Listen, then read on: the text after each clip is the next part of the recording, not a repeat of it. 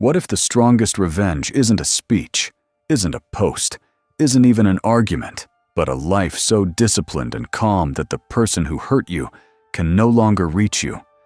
Not because you moved on to look strong, but because you became someone their chaos can't touch. Stay to the end, because I'm going to give you one simple test that reveals whether your silence is true strength or just hidden attachment, the quiet kind of hurt. In life, you meet two kinds of people, those who help build you and those who try to break you. And the ones who break you don't always do it loudly. Sometimes it's betrayal. Sometimes it's manipulation. Sometimes it's gossip, withdrawal, passive cruelty, the kind that leaves no bruises, only scars. When that happens, most people crave one thing, a reaction. They want to lash out. They want justice right now. They want the other person to feel what they caused. But Stoicism offers a different form of revenge, one that doesn't poison you. Not rage, elevation, one. The first victory is refusing to feed them your energy. Marcus Aurelius reminds us, you have power over your mind, not outside events. You can't control what they did. You can't rewrite the past. But you can control what happens next. Will you donate your attention to their disrespect, or will you reclaim it? Because attention is currency. If they can still pull emotion from you, anger, tears, long messages, explanations, then the injury continues. And that's what many hurtful people secretly want. Proof that they still matter. So the Stoic begins here. No performance, no pleading, no arguing for dignity, just a clean withdrawal of energy. If you find these insights helpful, consider subscribing to the channel. It's a small click, but a meaningful way to support me as I continue this journey and walk alongside you toward a better life, one day at a time. 2. Silence is not passive. It's a boundary with teeth. Most people misunderstand silence.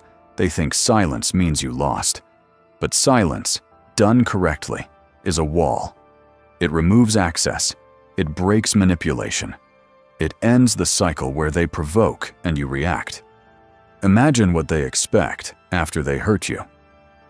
A breakdown, a confrontation, a message full of emotion, a public explanation, a desperate demand for closure. And then imagine the opposite.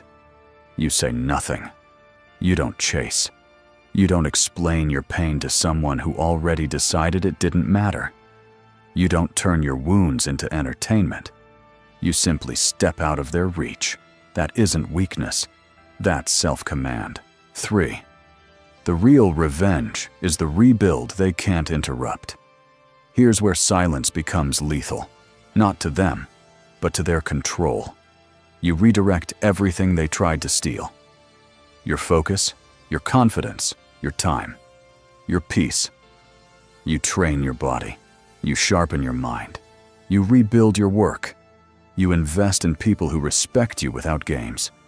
You stop living as a reaction to what they did and start living as a commitment to what you're becoming. And that shift does something terrifying to the person who hurt you.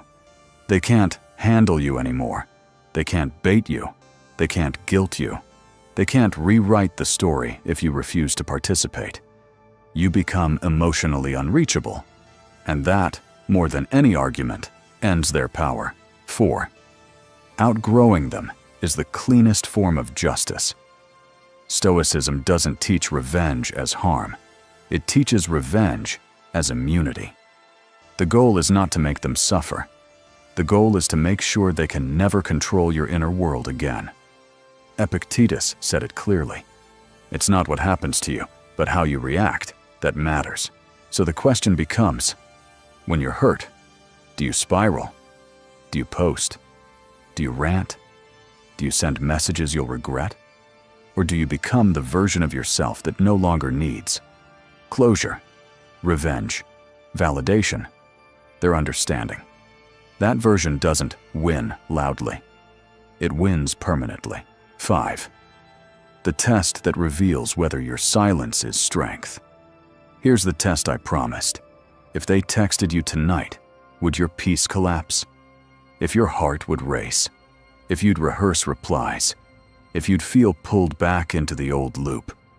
Then your silence isn't freedom yet. It's distance, while the attachment stays alive. But if the message wouldn't move you, if you could read it with a calm mind and choose your response, then you've reached something rare. Detachment with dignity. That's the Stoic goal, not to punish them, to reclaim yourself. Final reflection. Your silence should be loud only to your future. Don't disappear to make them miss you. Disappear to stop needing to be missed. Don't go quiet to create mystery. Go quiet to create mastery. Because the strongest people don't announce their healing. They live it. And one day, when the past tries to return, they find a door that no longer opens. Not because you hate them, because you finally chose peace over chaos and progress over proving a point. That is the smartest revenge, not words.